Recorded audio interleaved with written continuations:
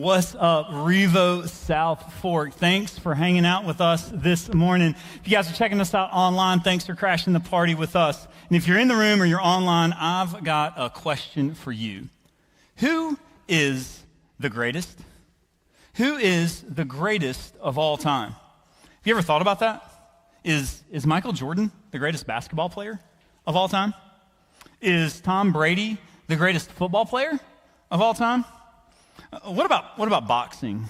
Is Mike Tyson or Muhammad Ali the greatest boxer of all time? I know, The Rock. Dwayne "The Rock" Johnson. He calls himself the great one, and so that makes him the greatest of all time, right? Or have you ever thought about businessmen? Who's the greatest businessman of all time? Is it Jeff Bezos? Like, I love Amazon. Is it Elon Musk? Is it Bill Gates? Is he the greatest businessman of all time? Or here you go, hot take. Who's the greatest president of all time? I don't want to know your answer. How do you define greatness? Have you ever thought about that? How do you define greatness? What makes someone or something great? Is it fame or money or success? Does that mean that Taylor Swift or Harry Styles, that they're the greatest of all time? Maybe it was money, and Jeff Bezos, he has the money, so maybe he's the greatest of all time.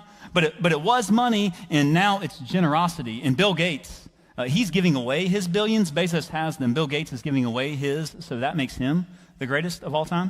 Do you see how it can change? It can shift? Have you ever thought about being the greatest? Have you ever thought about being the greatest of all time? What does that mean in your own life? Or better yet, what's your definition of greatness? How do you define greatness in your own life? Is it when I get a job, or I get a house, or I get a spouse? Is it when my kids grow up and they move out of my house and they're set up on their own, and then I enter the sweet grandparent phase of life? Is it when you get married, or you get a job, or you graduate and move out of your own house? You see, I believe that inside of us there is a desire for greatness. I think that each one of us desire to be the greatest husband or father, son or daughter, wife or mother. I think even if you don't like your job, that you may want to be the greatest of all time at your place of work. And I'm not talking about winning 6 NBA championships like Jordan or a bazillion rings like Tom Brady. I'm talking about knowing, like absolutely knowing at the end of your life that you have lived the greatest life of all time. Have you ever thought about that? What if I told you it was possible?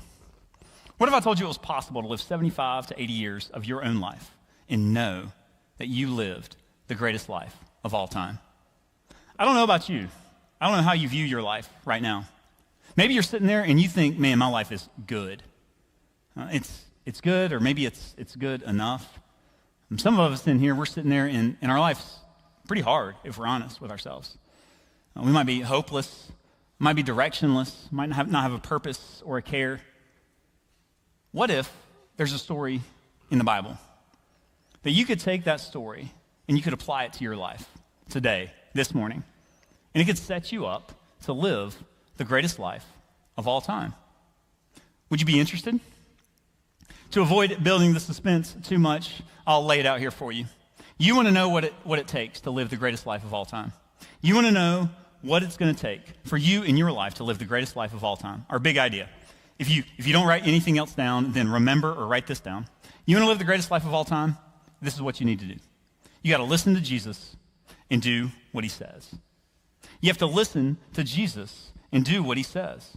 And that's it. In our passage today, I want to share with you the story that changed mine and my wife's life. That when we put these principles into practice, that we began to live out the greatest life of all time.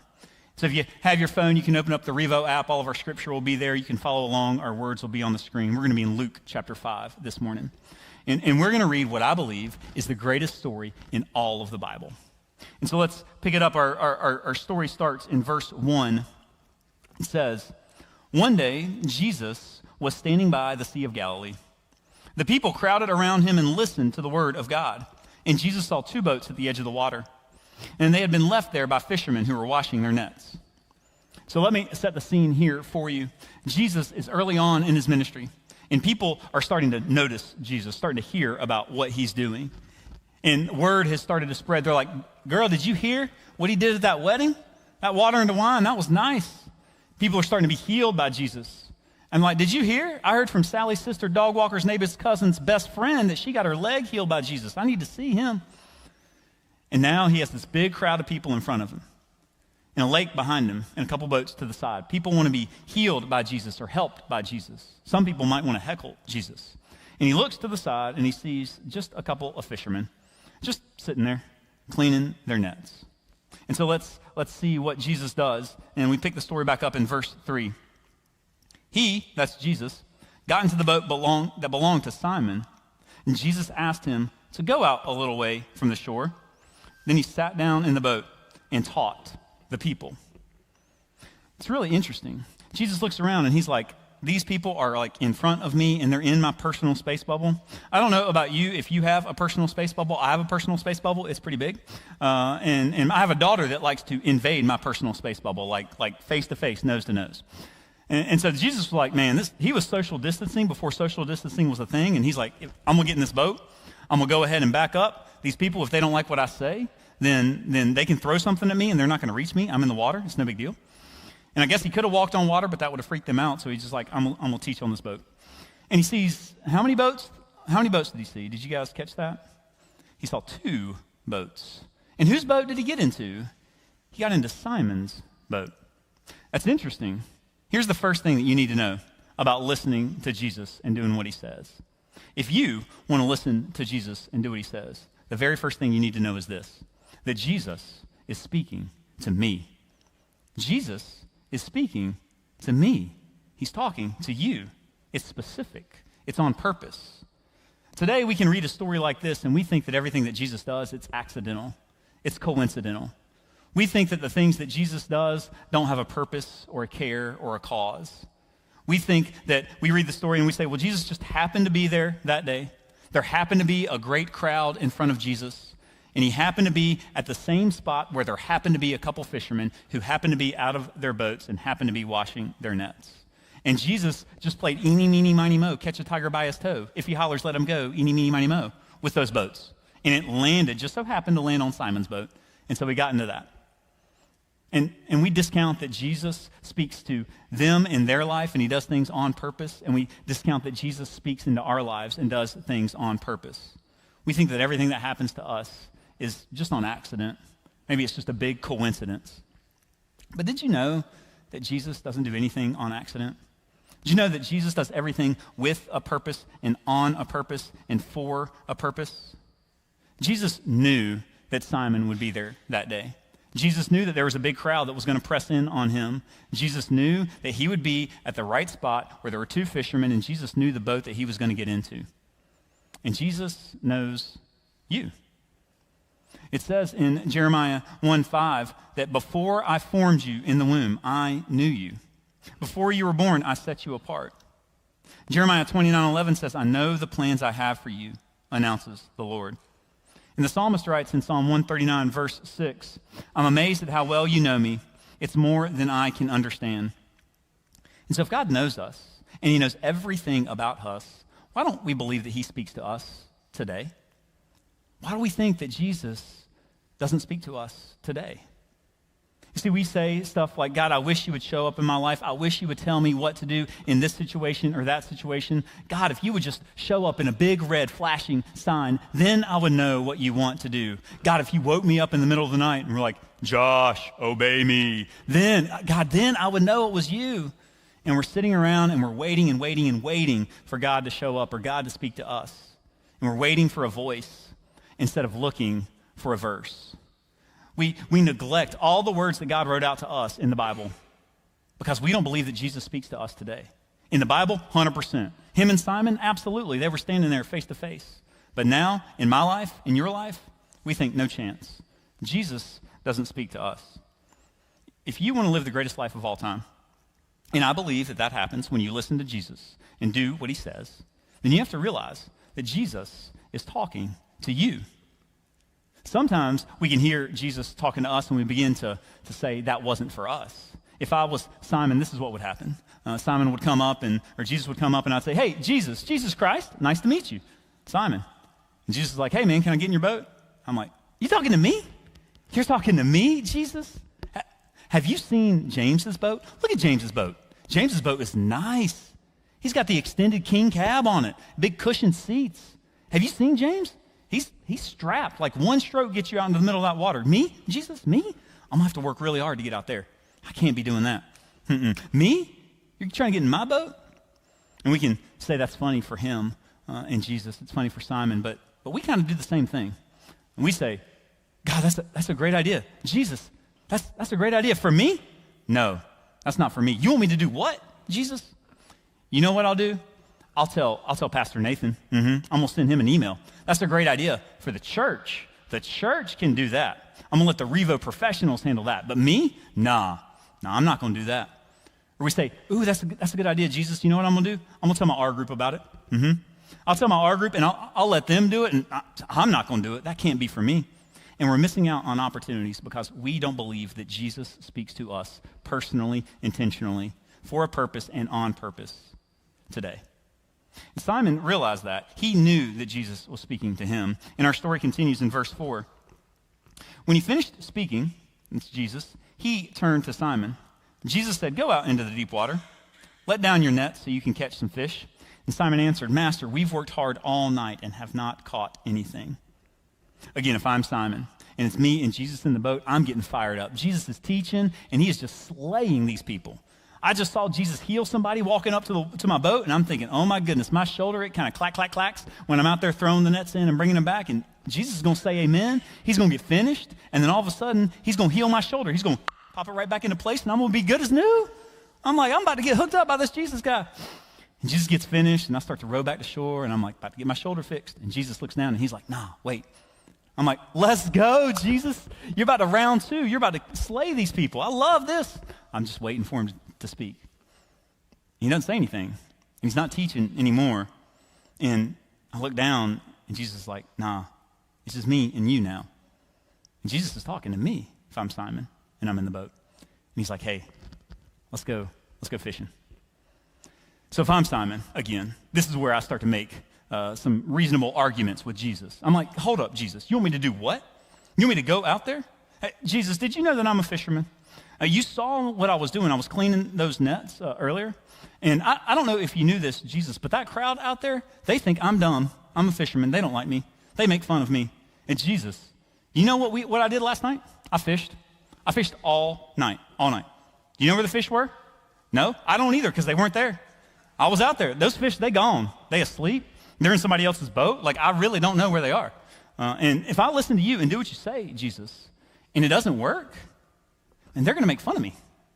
If I listen to you and do what you say, Jesus, what are people going to say about me? It'll ruin my reputation. And if that didn't work for Jesus, then I would start to reason with him some more. I'm like, hey, Jesus, here's the deal. Did you see me? What was I doing before you got here, Jesus? That's right. I was cleaning my nets. Do you know where the nets are right now? They're in this boat. Do you know what they are? They clean. The nets, they're clean. And you telling me to do what? You telling me to go out there? Do you know how far it is out there? It's going to take me 15 minutes to get out there. And I'm scrawny. My shoulder hurts. It's going to be in a lot of pain. I can't be doing that, Jesus. You know what I'm going to do? I'm going to have to let down those nets. You know what I'm going to pull in? Not fish. Now I have to put the nets back in my boat, row back over here to where we are right now, and then row to shore. Then I'm going to have to get my nets out. Then I'm going to have to throw them on the shore. Then I'm going to have to clean them. Jesus, if I listen to you and do what you say, it's just too much work. I can't be doing that much work. And if that didn't work, I'd appeal to his sense of self. And I'd say, hey, Jesus, here's the deal. You're a great teacher. I loved your message out there. Killer message. It was amazing. And you're telling me to do what? To go fish. You know there's not going to be any fish out there. If I go out there and I listen to you and do what you say, and I pull in that net and there's no fish in there, I'm going to have to tell those people that you told me to do it. If I listen to you and do what you say, Jesus, and it doesn't work, it's going to make you look bad. You don't want that, right? And I'd be full of excuse after excuse after excuse. Jesus, if I listen to you and do what you say, man, it's going to kill my reputation. What will people say about me? If I listen to you and do what you say, it's too much work. If I listen to you and do what you say and it doesn't work, what's going to happen then? What will people say about you? In church, if you want to live the greatest life of all time, if you want to live a life where you listen to Jesus and do what you say, the next thing that you need to do is this. You need to eliminate the excuses. You have to eliminate the excuses. If you want to listen to Jesus and do what he says in your own life, you have to eliminate your excuses. If we want to be serious about the people that God's called us to be, we have to eliminate the excuses. But check this out. We're full of excuses. We say things like this to ourselves all the time. I'm going to eat healthy. This is the day. Today is the day I'm going to eat healthy. I'm going to go on the paleo or the keto or the veggie or the whatever diet, and I'm going to eat healthy. It's going to be it. And we're driving down Stratford, and the red beacon of light is on, and it's calling us into them. And our car's like, skirt, right through the drive-thru. And we get a dozen donuts, and we smash them before we pull out back onto Stratford. And we're like, you know what? I mean, I'm going to eat healthy, but I'll do that. I'm going to do that next time. Next time's the time that I'm going to eat healthy. I'll eat healthy next time. Next time, instead of stopping at Krispy Kreme, I'll get a salad. Next time. I'll do that next time. Or we'll say, hey, 2022, that's the year. That's the year I'm going to grow. I'm going to pick up my guitar, and I'm going to get good at it. I'm going to learn a foreign language. 2022, that's going to be the year that I read more books. And the best time to do that, that's at nighttime. And for me, it's when my kids go to bed. I got all that free time. But you know what? Stranger Things, season 4 came out. And I had to watch Stranger Things 1, 2, and 3 to catch up to watch Stranger Things 4. And so you know what, man? Next time. Next time when I'm done watching all of this and everything else in the Netflix queue, that's when I'll grow. That's when I'll learn these things. I'll get to that next time. Or I'm guilty of this. I'll say, this morning, today's the day, I'm gonna go work out in the morning. I'm gonna jump on a Peloton, or I'm gonna go run. I'll sleep in my running clothes. I'll bang out like 5 or 6 miles before I wake up, or before the sun comes up. And I'm like, I'll do it. And the alarm goes off and hit snooze. And then 9 minutes later, the alarm goes off again, and I'll hit snooze. And then Amy will wake up and tell me to get out of the bed, and then I'll go sleep on the couch. And I'll work out next time. Man, next time, that's when I'll do it. I'll get to that next time. And if we say those things about things we know that are good for us, what do we say about things that we're not so sure of? What about this? God, I know that you've called me to be in an R group. I know that I'm called to grow in my relationship with you. But God, there's not an R group that meets on the night of the week that I have free. And God, I don't know anybody to go to an R group with me. What if they ask me a question? What if I have to pray and out loud? So here's what I'll do next time. Next time I'll join in our group. Next time I'll free my schedule. I'll do that next time. I'll listen to you and do what you say next time. Or God, I know that I'm called to serve both inside and outside of the local church. And I know you've given me gifts and skills, talents, desires to do so. But God, here's the deal. Kids, I hate kids. They're like little balls of terror. And like middle schoolers, no chance. The weirdest people on earth. And well, people in general, God, I don't like to say hey to people. I don't like to shake people's hand, give them a fist bump, give them an elbow bump. I don't like to say what's up to people. Actually, I don't like people so much that I sit on my own row at church. That's why I'm by myself. I don't like people, God. I'm not really a people person. Or God, I know that I could serve and I could clean, but my house isn't clean. So you know what? Next time I'll do this. Next time I'll serve. When all of the things line up, when there's a very specific opportunity for me to serve you, God, I'll do that next time. And we're living a life that's less than. Because with each opportunity that God gives us, we say next time. And those next times, they turn into never. And we never say yes to God. If you and I want to live the greatest life of all time, if you want to listen to Jesus and do what he says, this is what we need to do. We got to eliminate those excuses. We have to take the times that we've said next time and turn them into now's the time. Now's the time to live generously, not next time. Now's the time to live bold and tell your friends about Jesus, not next time. Now's the time to start a relationship with Jesus today, not next time. What's God telling you to do? Now's the time to do it. Simon knew that now was the time to listen to Jesus and do what he says. And so in the last part of verse 5, this is what happens. It reads, because you say so, that's Simon talking to Jesus, I'll let down the nets. Simon realizes that Jesus is talking to him and he eliminated excuses. And then this is what he did. He just did it. If you and I want to live the greatest life of all time, if you want to listen to Jesus and do what he says, this is the next thing you need to do. You need to just do it. That's it. Just do it. Whatever God told you to do, you have to just do it.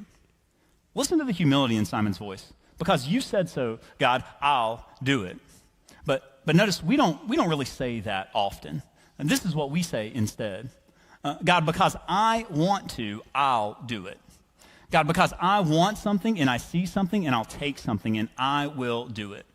And because I want a bigger house or more stuff, I'll work more hours. I'll forsake my relationships with my family or friends, and I will do that because I want it. I want more money, so I go and I take it. Or God, I want more me time. I need more time for myself, and so I'll take it. I want it, I see it, I do it. And so I won't surround myself with people that know and love you. I won't give sacrificially of my time. Instead, I want, so I do it. Do you know who is involved in all of those decisions? It's just you. But I get it, like we're in church, and we probably want Jesus' involvement in our lives, and so we might not say, I want, so I do. And instead, this is what we say. We say, I want, so Jesus, you do. I want, so God, you do. And so we beg God, God, will you please give me this house? Will you please give me this spouse? Will you please give me this opportunity or that opportunity? And we answered already for Jesus. We said the answer is yes.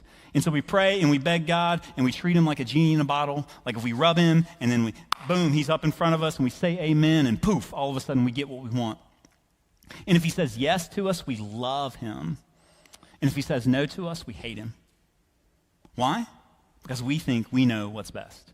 We think that we know the plans that Jesus has for our life and that we know better than he does. But that's not what Simon did. This is what he said. God, because you said so, I'll do it. Because you are who you say you are, there's something about you. You do what you say you're going to do, Jesus. Because I am not sure what's happening here, because you told me to do it, I'll do it. I'll sacrifice. I'll say yes. I'll take my time. I'll risk it for the biscuit. Because you said so, I'll do it. Simon just did it. What is the last thing that God told you to do? The last thing that you know beyond a shadow of a doubt that God told you to do. Have you done it? Why? Why not? What's holding you back? Today, before you go to sleep tonight, what if you took a step forward in obedience to Jesus today? What if you said, now's the time to listen to you and do what you say? Simon just did it. And then check out what happens next. In verse 6, it says, when they had done so, they caught a large number of fish, so many that their nets began to break. So they motioned to their partners in the other boat to come and help. They came and filled both boats so full they began to sink. And when Peter saw this, he fell at Jesus' knees. Go away from me, Lord, I am a sinful man. You notice what happens? He has Jesus' plan plus Jesus' purpose. And then Simon inserts himself. And he gets to play a part of it. He gets to have his obedience and his submission to Jesus and his plan, and a miracle happens. Not because of anything that Simon did other than he was there. Notice how Simon changes. He changes the language that he uses. He becomes face-to-face with the miracle and the miracle worker. Now he knows that it's Jesus who does all of this. And he says, now you are not just master and teacher, you are my Lord. Simon falls down and he worships God. He comes now to the best part about greatness, the most important fact that we need to know about greatness, and the last thing that we'll leave you with this morning, that there's no greatness apart from Jesus. I mean, no Jesus, there's no greatness. But if you know Jesus, like really know him, then you'll know greatness. If you want to know greatness, then you have to know Jesus. And maybe you're in here and you have no idea who this Jesus is. I'm so glad you're checking us out, hanging out with us. I'd love to meet you and talk to you about what Jesus has done in my own life and how Jesus is faithful and just.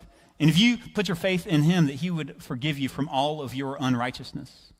What if today was the day, if you don't know Jesus right now, that you said yes to the invitation to be in a relationship with him? What if today was the day that you said yes to starting to walk out your greatest life of all time? A first step in obedience of listening to Jesus and doing what he says. If you're on Team Jesus, then know the plans he has for your life. Know his plans for you, his purpose for you. Surround yourself with people that know and love him. contribute to the cause of Christ, get involved in a serve team, sign up for an R group. What would it look like for you to listen to Jesus and do what he says? I'm afraid that we lay out of opportunities because we don't trust that God has all the plans and purposes figured out yet. I'm afraid that we lay out of opportunities because we want God's blessing without believing in the one that provides the blessing. I think that we lay out of opportunities and we say no to God because we won't get rid of our own pride and follow his plans instead of our own. Remember, no God, no Jesus, there's no greatness. But if you know God and you know Jesus, you'll know greatness. That knowledge, it fundamentally changed everything for them. Our story continues in verse 10. Then Simon said, "Don't be afraid. From now on, you'll fish for people." So they pulled their boats up on the shores, and they left everything and followed him. Do you realize how crazy this story is? They just won the jackpot. $1.38 billion Mega Millions jackpot. They just won. A catch of a lifetime. So many fish that their nets are breaking. They rolled it on there, and again, if I'm Simon, this is what I'm going to do. If I'm Simon, I'm going to count my fish, because all of those are money. I'm going to clean my nets. I'm going to go sell my fish. Then I'm going to get a nice gift for my wife and my kids, maybe, and definitely a nice dinner for me and Amy to have. And then I'm going to get that, cook that, sit back, relax, and go on vacation. It's time to just coast. I just had the score of a lifetime, but that's not what they did. Instead, they left everything.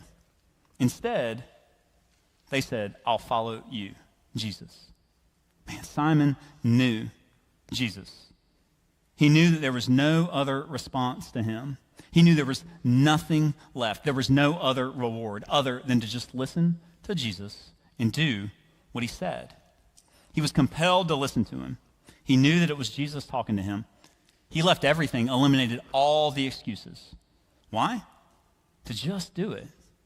Just to do the very thing that Jesus told him to do. To listen to him and do what he said, all because he knew Jesus and wanted to know greatness. And so they follow Jesus. And Jesus ends up changing the world. And we can actually follow Simon's story. And in Acts chapter 2, verse 14, we see Simon, and his name is now Peter. And he's actually standing up in front of a large group of people, much like Jesus was standing up in his boat in front of a large group of people some years before. And he's getting ready to teach them. And so in Acts chapter 2, verse 14, this is what it says. It says, "Then Peter stood up with the 11 apostles, and in a loud voice he spoke to the crowd. 'My fellow Jews,' he said, 'let me explain this to you. All of you who live in Jerusalem, listen carefully to what I say.'" So Peter preaches an absolute monster of a message, just a banger of a sermon. And at the end of it, Jesus' words come true.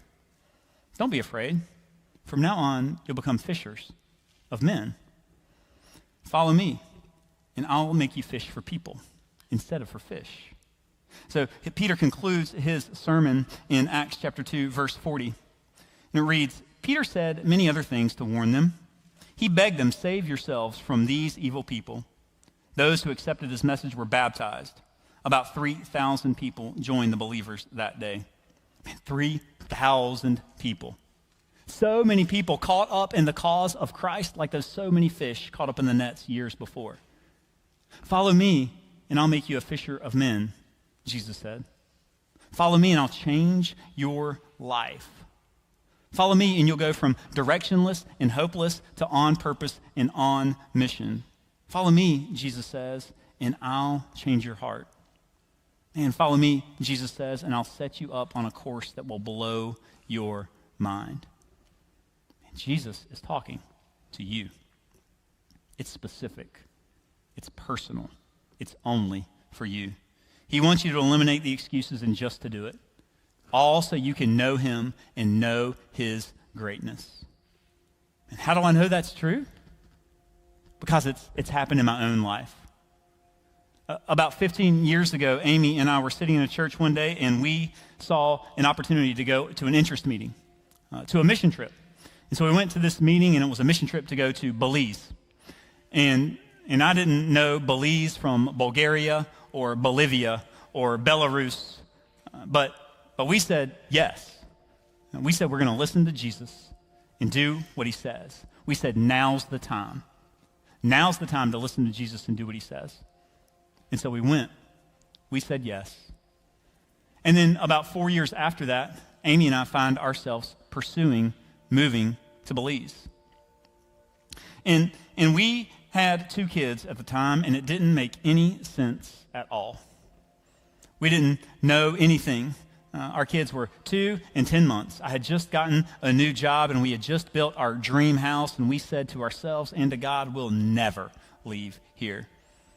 But in our family, we listen to Jesus and do what he says, even when it doesn't make any sense, especially when it doesn't make any sense.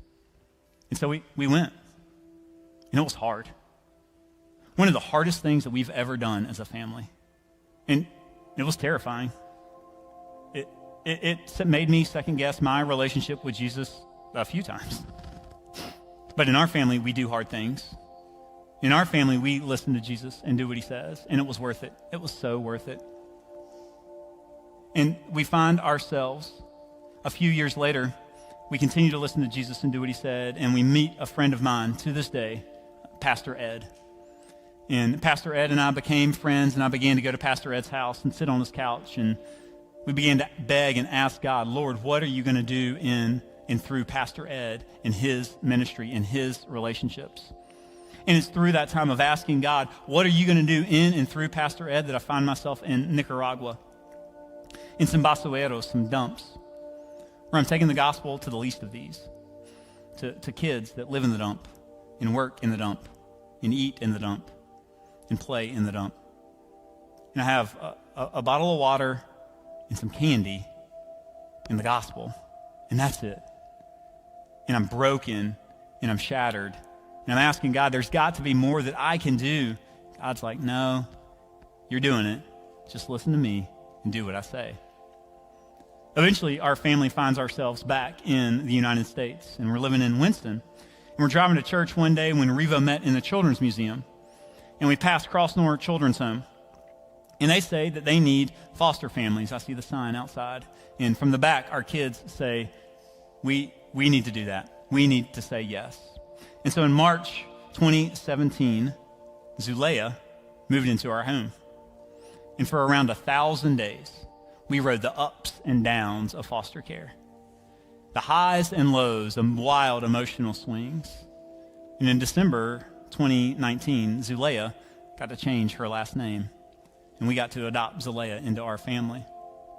It was tough. It was hard. But in our family, we listen to Jesus and do what he says. We didn't wait for next time until we had everything figured out. We said, now's the time that we're going to listen to Jesus and do what he says. A few years ago, Revo had the opportunity to partner with a church in Walkertown.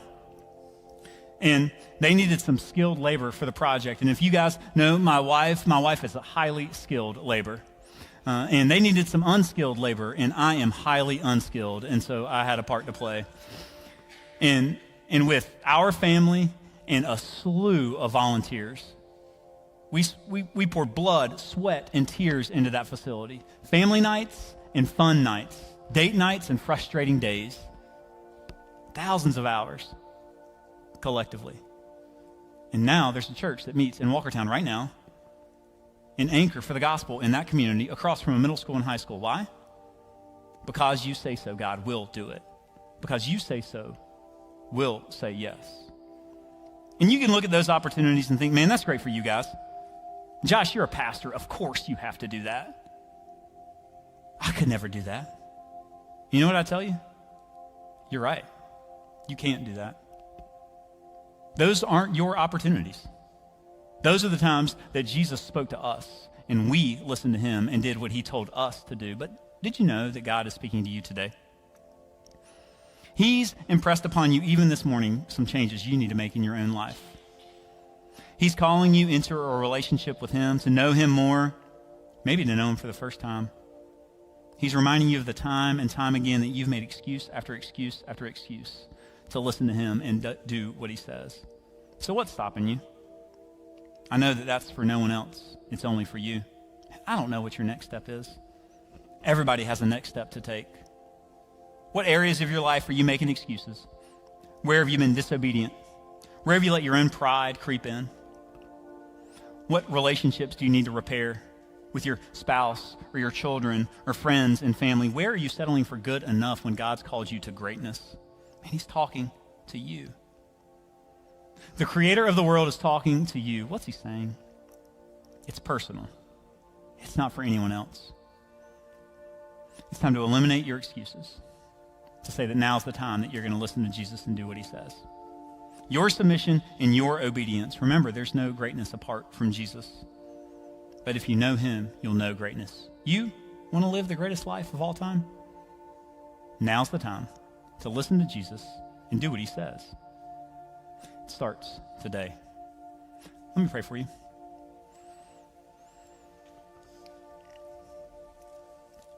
Lord, you are so kind that you call us into a relationship with you. You speak to us through your word. And there are time and time again that we settle for good enough instead of the greatness that you may have called us to.